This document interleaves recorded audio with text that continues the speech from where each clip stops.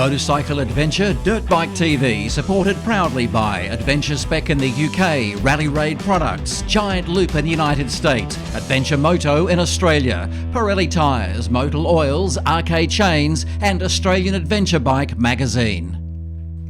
We're heading out to Adventure Moto's Garage Night, a mini trade fair if you like, with some interesting speakers. Firstly, we go back to basics with Tom Foster with tube repair, which is a dying art. No one seems to ever get that right. Then Steve Smith from Adventure Moto introduces the 2022 Climb Badlands Pro and Adamus suits. Scott Britnell, Dakar racer, shows us his latest 690 creation. What the hell is that all about? And Greg Yeager from rideadv.com.au highlights his tours for 2022 and talks of his love, Tenerace. Finally, Jeff from Tyres for Bikes shows us a proven method for changing tyres. Steve Smith, Adventure Moto Garage Night. How's it going? This is the second annual garage night that we've had in 4 years, Dave, because we've had to postpone a couple because of COVID, but we were determined to get this one over the line, and look at the turnout. There must be 90, 100 people here. I've stopped counting, but it's great to see everyone turning up. The bikes are rolling in. Bikes, there's a lot of prizes we're giving away tonight. Like, well, come on, let's walk down and see. Show and shine. Come down and have a look. Yeah. Show and shine. Hey, Russ, how you going? There's Russ. There's Russ. Hey, welcome. You're on Mad TV now, Russ. Excellent. Am I famous now? You're famous now. Yeah. Now, where were we? We got distracted. That was Russ. Yeah, so they're still queuing up to come in, Dave, and yeah. Everyone gets a bag. We're going to run out of bags though for sure. Ride ADV here. This is Perry. You know Perry's got an Order of Australia for his efforts with the Scrap Heap Adventure Ride. I do. Wonderful achievement. The Scrap Heap's happening again this Easter, so we're all in for that. Yeah, so thanks. Good to see you, mate. Hey, mate, how are you? See the guys here from Yeah. ADV. Do a cracking ride. There's Greg Yeager, Yeah. the man himself. Mate. Hey, mate, good to see you. Good to see you, Greg. What's this about? Thanks for coming, mate. Yeah. Oh, you didn't know about it. You just turned up. We had a marquee with us. Yeah. Just rocked up. You're right, your adventure. Yeah, so We've got camping gear. Yeah, we've got the guy Stewie from Cedar Summit. Yeah. Hey Stewie, how are you, mate? How are you? Good to see you, mate. So we get a lot of gear from Cedar Summit, super high quality gear, everything the adventure rider needs to go camping in And a living. compact way. Good food. Nice assortment of bikes. We've got the new shop open, Dave, the big Unit 3. We'll take you in there in a minute. Obviously Tyres to Bikes, we'll be doing tyre change demonstrations. Got the coffee cart, it's fantastic, thanks to being everywhere for that. And so They're the good. bikes. It's a good God, turnout. what a selection. And not just adventure bikes, which is great to see. No. So there's a lot of guys with more than one bike, of course, but there's some really oddball bikes. Look at this thing over here. Oh, that's the first high guard Tenere I've seen. Oh, you're looking at that. I'm looking at this, mate. Oh. Tugger, Cyclops lights. I've got to show you something in a minute. Oh, that's the first high guard Tenere I've seen. Okay. Haven't seen one of those. Come in this way though. I want to show you something absolutely. Knock the socks off. Oh, I've just never seen anything like it. This is Scotty Britnell's Miracle. Scotty bike. Britnell's bike, yeah. So okay, so this is there's my 690, a Tropical Punch one. Took us across. Unfortunately, it looks a bit. It looks a bit sad compared to this, but look, you look at the front, and it looks all right. And then wait a minute, it's got a caboose. Is that a caboose? Scotty, how are you, mate? Scotty, what's happened here, mate? You got a caboose on your back of your bike. No, that's so he could put a baby seat on it and tow his kid around. cappuccino machine. Yeah, that's it. Cappuccino machine. Well, that'll make Tom Foster happy. How is that? Isn't that amazing? So we're You try to work it out. Look at that. That's for old blokes to sit on. That's for old When blokes, you isn't get doubled around with, Yeah. That is just I've never seen anything like that. And you never will again. Yeah, I don't think I'll ever will again. No. Suspension will be. So Scotty's brought along a 450 as well. Steve's got a phone call, it's all right. never ends. Never entered Adventure Moto. Look at this one. Yeah, very nice. Anyway, enjoy the night, Dave. And, we're going to get out there and mingle, as they say. And I'll just take the sunnies off now because we're not out there in the sun anymore. But I'm looking forward to just explaining how the new climb gear is coming in and when it's going to get here. But we're looking forward to it. Fantastic.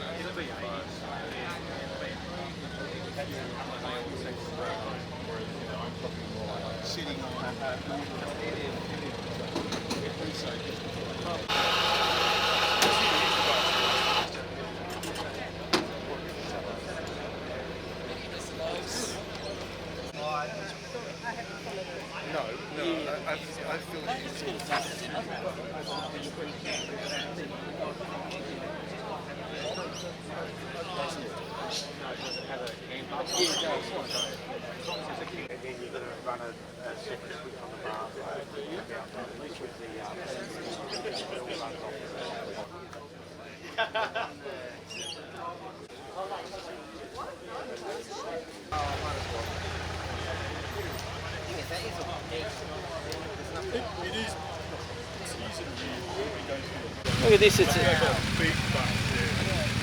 what's this, a BMW parade? What's going on here?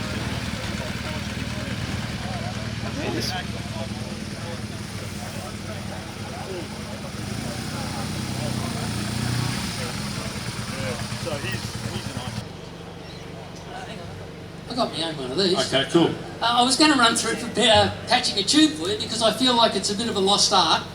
And I ride alone a lot and I cover a lot of distance. It's not unusual for me to get 2 or 3 punches in a ride. I'm often alone, whether that's because I've got no friends or because that's what the work demands, you can work out for yourself. But I don't have anyone else I can turn to for a tube. So the standard thing I do if I pinch a tube or get a puncture, I slip my spare tube in camp that night, I put on a patch. But the number of people I see trying to do the simple job of putting on a patch and making a hash of it is pretty amazing. And I feel like we never talk about it these days. Everything these days is just whack your new tube in and you're good to go. If you're going to get out of the way a little bit, you need to have a backup for that. So, patching a tube is a simple bit of gear. So there are a couple of traps for beginners. One of them is to leave your patch kit in the van, which I've done. But we'll carry on. So the first thing I see people do is they buy bicycle tube repair kits. And that was fine on little enduro bikes when we were Tom, using... you want a hand?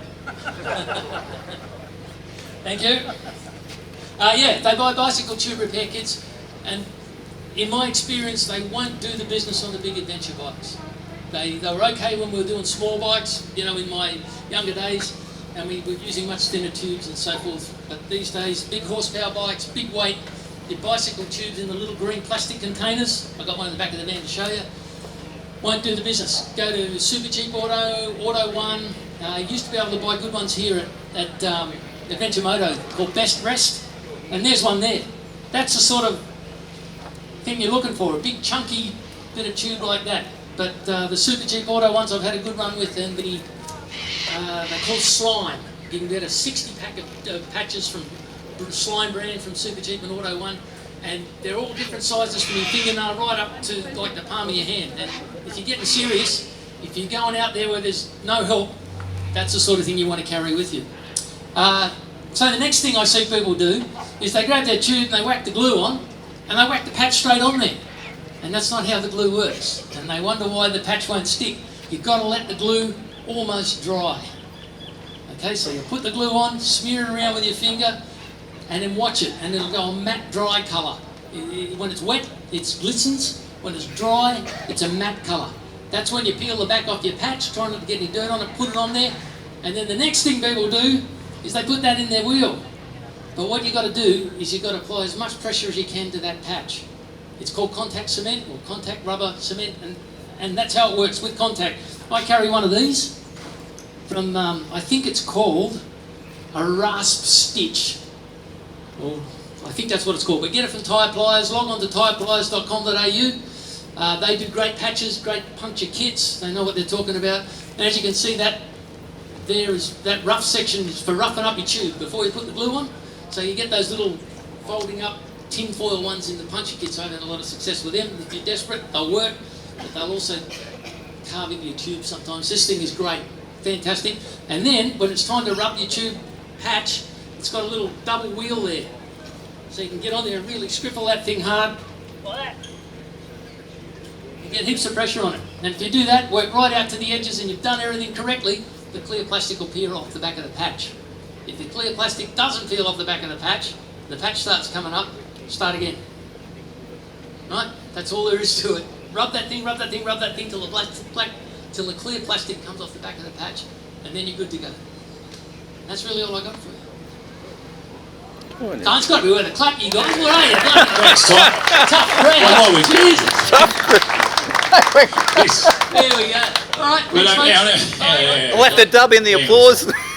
Yes, thank you. Thanks, Dave. D22 Badlands and the latest Artemis. Now, the Badlands has had constant and never-ending improvement journey. I think this is probably the fourth sort of iteration of the Badlands. It's probably still our top-selling outfit. The one thing I love about Climb is their journey, in the sense that they've offered their crash guarantee. So I don't know, has anyone here ever used the crash guarantee? If you're riding in Climb and you've come off, and as long as you've got a police report to prove that you weren't dragging your mate around the car park in his Badlands suit, they want to know that it's a real off. Because the reason they do that is they gather the information from every situation, and there's a room full of jackets and pants from 20 miles an hour to 30 to 40 to 50 to 60 to 100 in wet, dry, dirt, and what they get from that is how their clothing, their apparel performs under stress, and then they use that data to improve the stitching or improve the armour or improve the wear and tear components of their jackets, the ventilation and so on. So it really is, these guys are really committed to providing the best gear. So this is the new Badlands suit. This is a petrol striking something. It's pretty spectacular, it looks fantastic. The main thing about the difference between this Badlands suit, this is Jakob who has worked with us before. So I'm not paying him, he's not working for me anymore, he's just modelling the gear. Thanks, Jakob. So this will come in a few new colours. There's a potter's clay, as well as the traditional black, the grey, the cool grey, which is the lighter grey. But they're trying to get a little bit more leery. They're attracting younger people into adventure riding. I guess they like brighter colours. But and if you're a KTM rider, this might really suit you guys. I don't know. But a couple of things here. They've improved the ventilation on the pants. So they've added another couple of vent points on the lower legs, because sometimes as you know, some of these big bikes, they get a bit hot with these cat converters, so a bit more air will often help. So they've now got 6 vents in the pants, and they've got 10 vents, 12 if you count the 2 extra pockets, which can count as vents in the jackets. They've improved the sleeve vents. Does anyone here ride in a Carlsbad jacket? Apart from me, somebody. So you'll know that these vents that open the sleeves up, these are 2-way vents, so you can actually modify the vents down for a little bit of air, or you can pull them right up, and you get this beautiful scoop of air up through the whole jacket. So it's a remarkable improvement, in my opinion, which they've now brought into the Badlands range as well. They've improved the armour, so these are a AAA rated, so it's a CE level 2 AAA rated pants and jacket. They do a Badlands which is a AAA rated. Now if anyone wants to know what A rating means, if you're a MotoGP racer and you're wearing a full leather suit, you're in a AAA rated suit. So for Climb to come up with a textile AAA rated suit is pretty spectacular, and that's that constant improvement they're doing. But their typical Badlands is a AA rated, which is about as high as you're going to get for any of your competitors out there in this style of Gore-Tex Pro jacket. Gore-Tex Pro means that it breathes 20% more than standard Gore-Tex. So, and the D30 armour, which is a malleable armour, which goes a bit stiff when it's impacted. So again, it's proven technology. But look, the best comment that I got was from Dave Darcy here from our TV when he rode through Russia in a Badlands suit, and he came into the shop and I said, "How'd you go, Dave?" And he said, "Well, it was -4 in Siberia and +40s crossing the Georgian Sands, and I wore the same jacket and with different layers." And I think, to me, that is my favourite quote, because it sums up how well these jackets perform in all these different conditions. You've got really hot conditions. You can open all your vents and get beautiful airflow and not give up the protection of that CE level 2 armour. But you can layer in with a few layers. I think, Dave, you only had 2 layers of merino, just merino, and it's like a windproof vest. Yep. And you're in sub-zero -4 temperatures and weren't freezing your balls off. So that's all pretty good. So thanks, Jakob. This is, again, you can pull back the collars, get extra ventilation. You've got the super fabric on the elbows and shoulders and back. You've got stretch panels here behind the shoulders. It's really a cleverly designed piece of kit. You are paying for it though. It's sub $2,000 for a jacket. We do have, because Climb have experienced supply chain issues like most of everybody in the world at the moment with COVID. So what we're offering, guys, is a pre-order voucher. If you buy 1 or 2, $300 for a voucher, and that gives you 2 entries in each voucher. It doubles your chance to win the bike I'm giving away this year. And as you know, I give away a bike every year. Last year it was a 890 KTM. Year before that a Tenere. I think we've given away a BMW, which Dave almost killed, and an Africa Twin. I can't tell you. Actually, are we revealing tonight what bike we're giving away, Chris? Can I do that now? Right, so the bike we're giving away this year is a Triumph. It's not the Triumph 1200 that Tom was talking about, but I wanted to do something different. It's going to be a Triumph Scrambler 1200 XC, but I can tell you now it's not going to be a Triumph Scrambler that you guys have seen before. By the time we're finished with it, it's going to be, I see a lot of these Triumphs turned into cafe races. I'm going to turn this one into a proper fair naked adventure bike. So with the help of Technic Racing up there in Penrith, do the suspension, we're going to increase the travel and do all sorts of things with it. But so if you want any Climb gear, helmet, any GTX gear, Carlsbad, Latitude, Badlands, Artemis, you can buy these vouchers. They double your chances to win a bike, and they also qualify you for a bigger discount on the combo buy. So we've had to put the prices up because of the supply chain increases prices, but we're going to share some of that with people who are prepared to, if they know they're going to buy a new kit this year, jump in, get these vouchers, and we'll work with you to allocate that to a new purchase and get you the best deal possible. All right, I think there's going to be, we've got the ladies' jacket over here. Thanks, Lisa. Lisa's all masked up. That's to hide her identity. She's actually Batwoman. But we can't tell you that. Yeah. So this is the women's Artemis, and it's the Potter's Clay. So I mentioned the Potter's Clay. There's going to be Badlands in this colourway as well, and basically they've improved the Artemis to with some of the high wear elbows and shoulders. They wanted to make it a little bit more like the Badlands. So you've got 3 women's suits now. You've got the Artemis, you've got the Altitude, and you've got the version of the Marrakesh and a version of the Induction.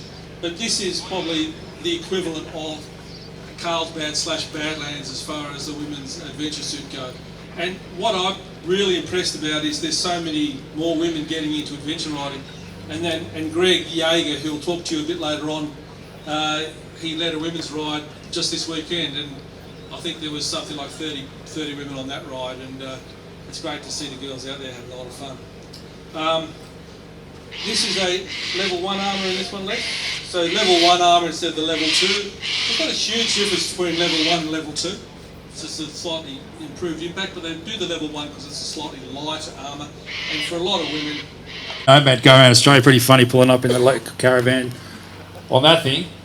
But yeah, give us a bit of context, what's the inspiration, what are your plans? I know you haven't fully sorted it out, you just finished it, but what's the go?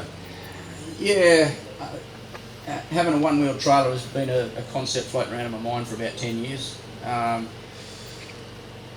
I got talking to a guy probably 2 years ago about a couple of lines in WA that require about an 850k range between refuels, and it's some pretty remote stuff, including a bit of pure cross country through the desert. So,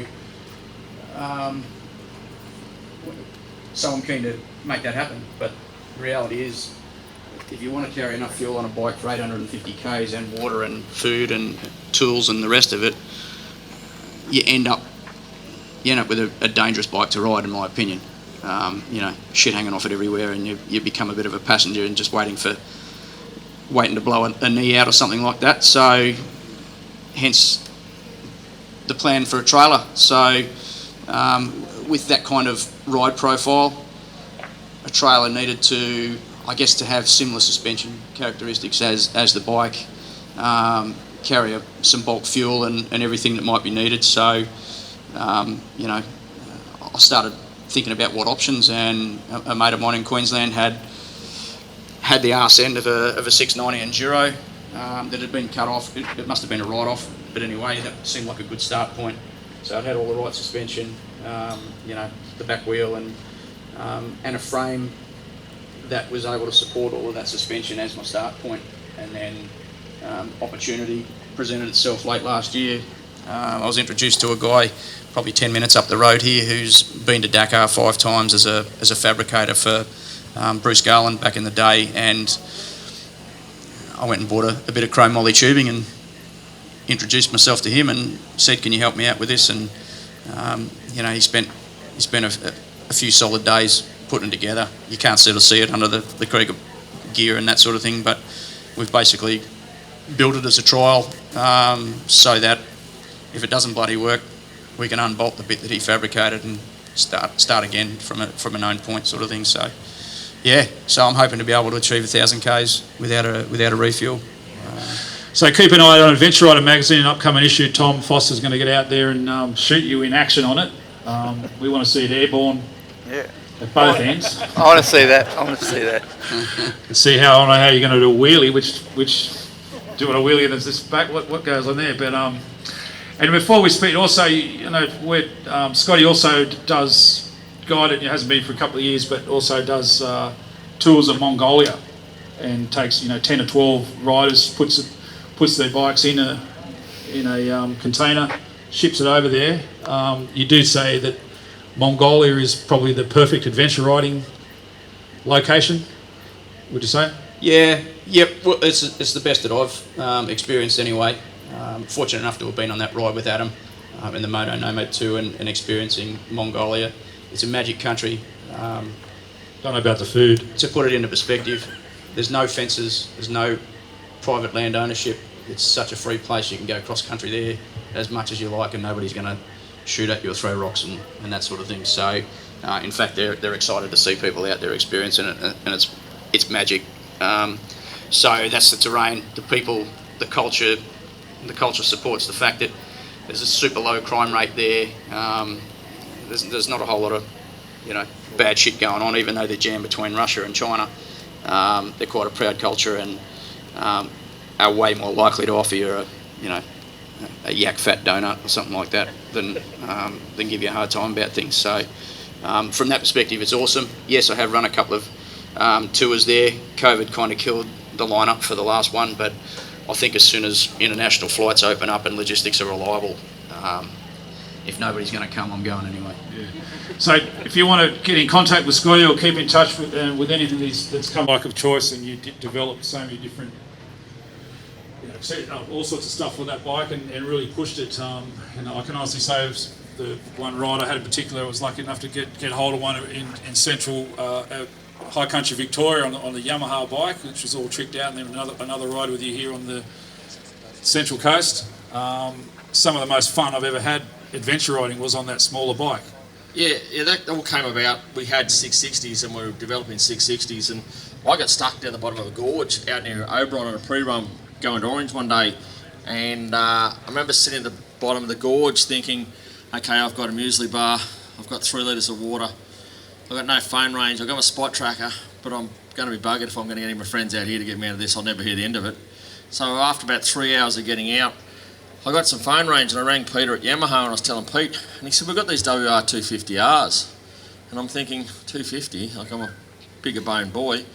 Yeah, I don't think so. Anyway, they sent two 250s over, one for myself and one for Steve Smith from Adventure Moto. Anyway, mine sat in the shed for 4 months, had 9 kilometres on it.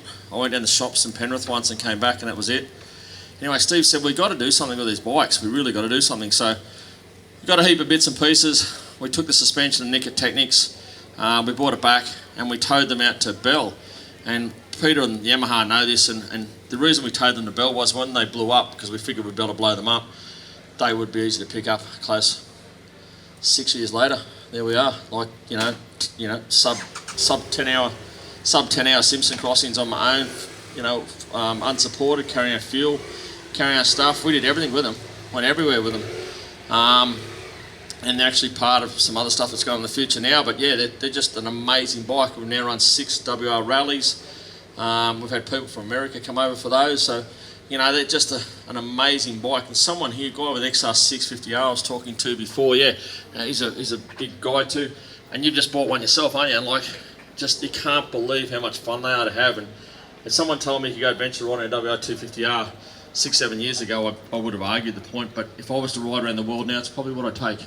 I think at big creeks and stuff, you light enough to help you get through, sit on 80, 90, 100 all day. I rode 2 days once, rode one from Alice Springs to almost Dubbo in 2 days.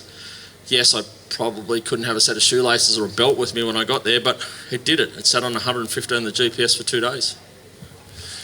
And the Tenere 700, a lot of people may not realise that, but the Australian market, through Yamaha Motor Australia and the likes of yourself and Peter Payne and plenty of others, had a lot of input into the production and the engineering of that bike. How's the transition? Obviously, that's the one you're running with the fleet now on your rides. How's the transition been? And is it you now having as much fun on that as the WR? Oh look, I can remember the conversation at Yamaha prior to it all coming out and what we'd want and what we had. We had 660s at the time, and there's my one there now, and we decided. We went through a list of things, and then I remember that it came out and Rodney demoed it at the Tenere Tragics, and then it went quiet for various reasons, and then I remember Peter rang me up one day and said, we've got 3, you need to come and look at them. You can't tell anyone, you got to leave your phone at the front. They're serious, you got to leave your phone, you can't have no spy pens, nothing like that, and you can come and have a look at them. And I remember walking through Yamaha at Wetherill Park thinking, God, if it can just be 60%, 70% of what we asked for, it'll be on, And look, probably with the exception of the fuel capacity, everything else was there. There's nothing else that bike needs. We were lucky enough then, Ride ATV was lucky enough to be involved in the dealer and the media launch. So that was over a week up at Port Macquarie. We did a tour around New South Wales for 4 days with the media, and then we did the dealer launch. I got the first one that was registered. Literally, it was kept in the shed here when we were based out of here. I used to sneak out of a night time and run it in, go down to Wisens Ferry and back in the night time. And then we did some suspension development straight up with Nick. So actually Nick Technics wasn't well at the time, so his apprentice did a lot of stuff and Nick remotely dealt with it from the motel bed. We ran the launch. We gave the bike to Dave from Mad TV. Dave was we gave him first run at it. And from there it's just been a solid 2 years, and between our fleet that we run, we've bought some of our old ones off Yamaha, and then between the fleet we've got probably close to 200,000 accumulated kilometres on them now. We've had one warranty issue where a gear shift sensor wouldn't tell us what gear we're in, so that was huge. That's the only problem we've had. That and dust in the rear blinkers, and the developments there. All the suspension work, we tested Ollins, Rally Raid, K-Tech, Andriani, anything that was on the market, Nick bought, we tested, went back with feedback, and then he's just gone into developing the OEM stuff with those results. So they've built a solid platform. Yes, there'll be other variants coming out, as Dave mentioned, but do you see that the Tenere is going to be that, that model will be around for many years, and can you see any other bigger capacity ones based on that? Any murmurs out there about any that you can share with us? It's like the 300 WR in it, or the 450. Ride ATV, what's coming up? So everyone wants to get the COVID kilos off, don't they? Everyone wants to get out. First half of the year is pretty full, so we're off to we've done 2 tours this year so far already. We've done an introduction to adventure riding, and we did a women's only ride last weekend. Weekend after next we're in the high country for 4 days. We're back in the shed for a week or so getting ready, and then we're off to the Flinders Ranges for 10 days out of Condobolin, big tour through New South Wales, South Australia, Queensland, back into New South Wales. And then we've got the WR Rally out of Warhope. We've got the 700 Yamaha Rally in the high country for 4 days, and then we go back to the Central West, the Mid Coast 3 day out of Gloucester, which has got some vacancies. We've got Bridge to Bridge this year. There's a lot going on, so much going on. Just go to the website. And go to the Ride AV. So, before they can get on one of your rides or other organised rides, or can you give anyone some tips on, like, if you wanted to do a 2-day ride, or particularly on the GPX tracks or routes, how's the best way for someone who's, I guess, new to it to really get on and have an enjoyable ride and not get stuck in a bad spot? Or where would you recommend, especially if you're in the Sydney region or taken off from this region? The introduction to adventure riding rides is like the nursery. When we work in the shop here, we used to find people coming in and they'd ask lots of questions. In the introduction ride, we have probably over 100 years of experience of adventure riding amongst the crew, and we stop multiple times during the day and we have questions, and you can ask questions, and we have formats that we run to, and we go through everything from changing tyres to talking about tyres, pressures, setups, GPSs, luggage options, the whole thing. But if you're coming on a ride, our preference is for Garmin GPS. Don't really think the whole phone thing's as developed as it should be yet. We've seen it let down at times, but whatever works for that. But knobby tyres, an aggressive knobby tyre makes the whole weekend. Because if you don't look, they wear a bit quicker and stuff, but when it rains, that's when you need that tyre. And you can't be in the middle of between Lithgow and Dubbo and get a tyre. So, having a more aggressive off-road tyre is a benefit, and good footwear, and proper good footwear, and then just basic safety stuff from there, and a can-do attitude, and you'll learn.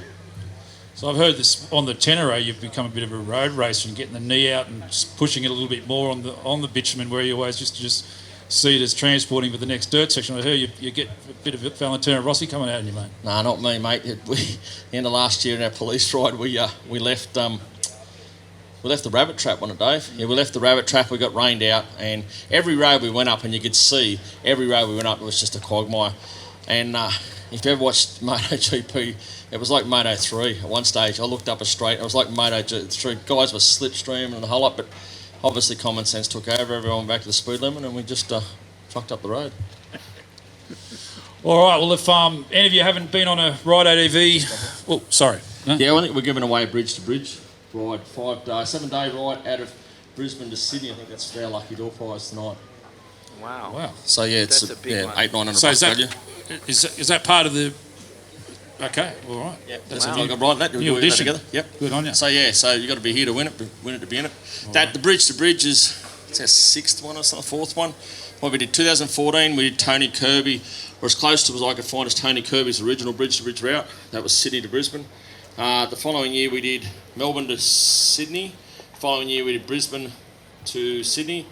The one after that we did...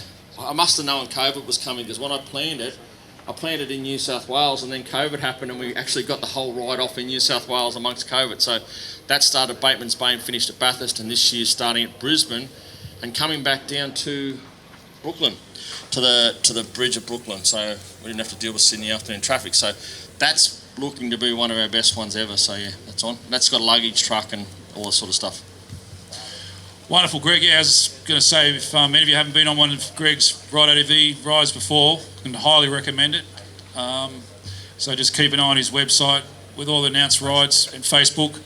And can they get in contact with you for to ask questions, even just random ones? Yeah, no, random questions. Like if anyone hangs around with me during the day, my phone runs red hot. If you've got a question, just ring up. It's no problems. If I miss you, I'll ring you back. I get it all, but yeah, happy to help, and yeah, if it makes everyone safer and have a good time. Rising tide floats all boats, so let's do it. Even silly questions?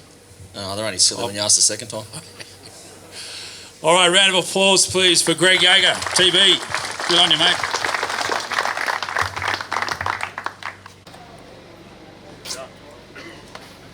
All right. And then in First place, we got another Honda Africa Twin license 00CRF. Who's that? Here he is, old mate here. What's your name, mate? Craig? Craig, grab your bike. Let's have a look. Well, he's already won anyway, so there's no more decisions to be made. Oh, here comes the DR. Here comes the DR. God, look at Awesome. that. That's the shiniest DR I've ever seen. Well done, mate. Yeah, just yeah. We just want to Just admire it. look at that. Very nice, mate. So here's some ADV works, 30 litre duffel, and that'll go nice down the back there. All you need is a set of rocks, mate. 10% off in the street, all right? Use that $20 voucher. Thanks for that. No worries. So what have we Congratulations. got here? It's the winner, Craig's The winner. Africa Twin. Mate, Not Craig, the one you gave away, is it? you get a set of tyres, Pirelli tyres from the Tyson Bikes Workshop. So go and talk to Jeff or book in, and when you're ready, and we'll even hold them for you. You don't have to get them straight away because it looks like you've got fairly new tyres on anyway. Thanks, Steve. Awesome. Cheers. Second was the. Oh, hang on. Oh, sorry. Second was the Desert Sled. Oh, the Desert Sled. Where's our boy? That's I going? missed second. Sorry about that. Ducati Desert Sled GSB 59. Now this guy's going to ride this Desert Sled, by the way, from London back to Sydney. Finally, I met him 2.5 years ago when he was planning this ride, and we all got caught out. But he's finally got his bike shipping out. So, mate, welcome. I think he might be He's blocked parked in there. He's blocked in. We'll all have to go down there and admire it later on. Where is Hey, it? if you parked in, people can come to you, mate. It's all right. Just Yeah, come it's and all get your good. prize. Okay. Where is it? Oh, so we've got the most unique, which is wow, it's Where is it? Most unique This one. one. Old mate here. David. what sort of tank is that? Oh, you've been well and truly. Yeah, I don't know. Can you get out? The 300's just blowing you away, isn't it? Yeah. Yeah.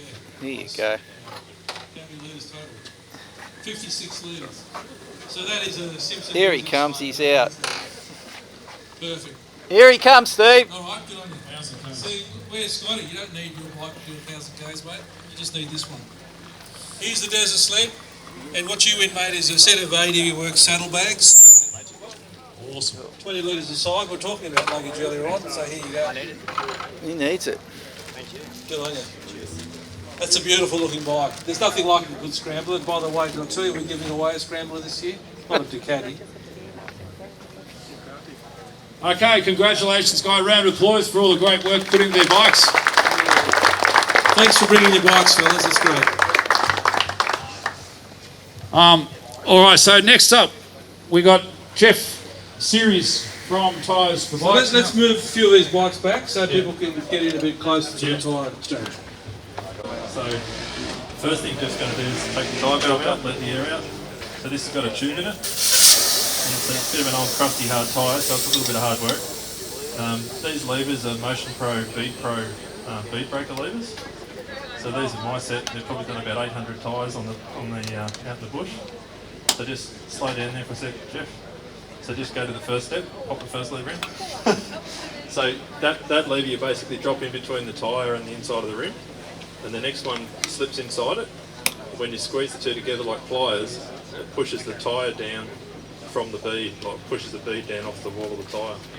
You can see it starting to release the bead now. Then you can just work your way around.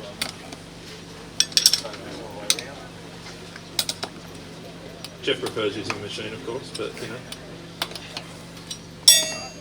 So you can see there he's dropped it off the whole way around. So now back onto this side.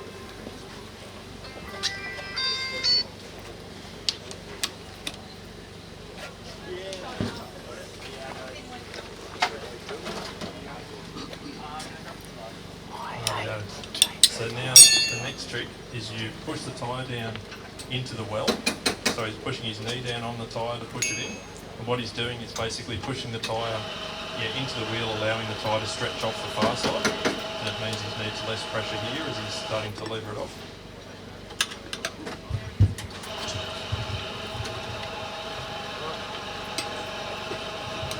So ideally you work around into smallish bites as you're taking it off.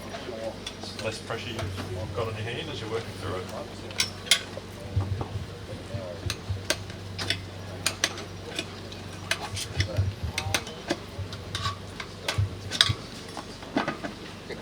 Now, so he's off that first side.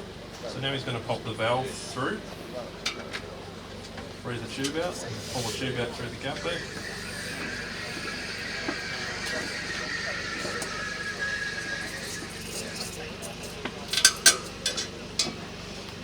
Rightio. Anyone running a stopwatch on this? Alright. That's really falling off.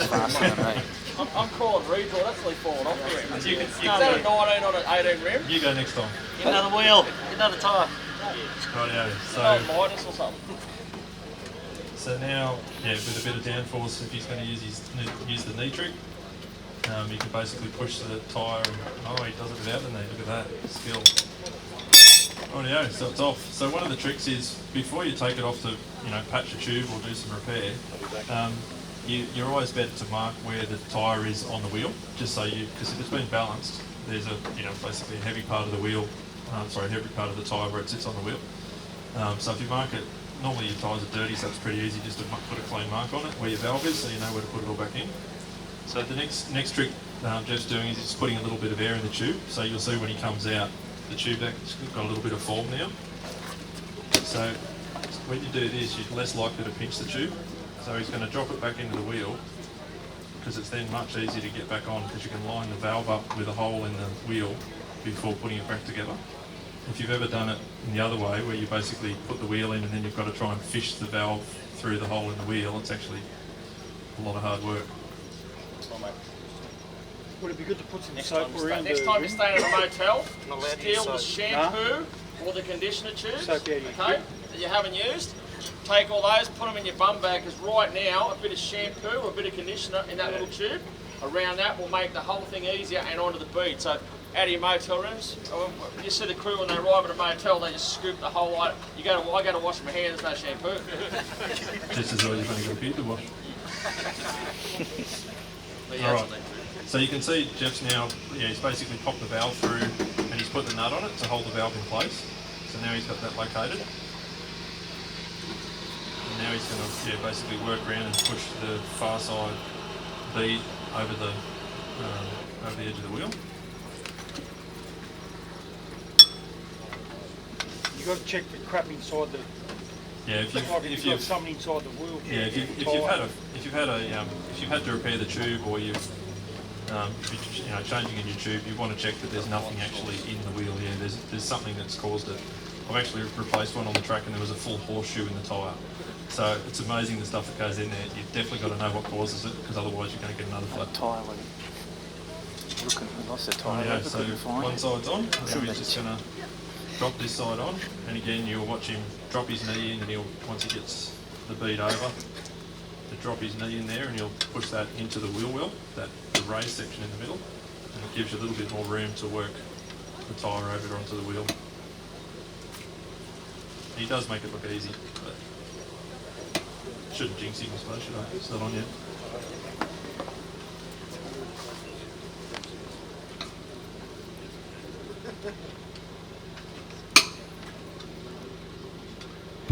And at this stage there's multiple different ways of doing it. Jeff uses his foot to load that up as he works through.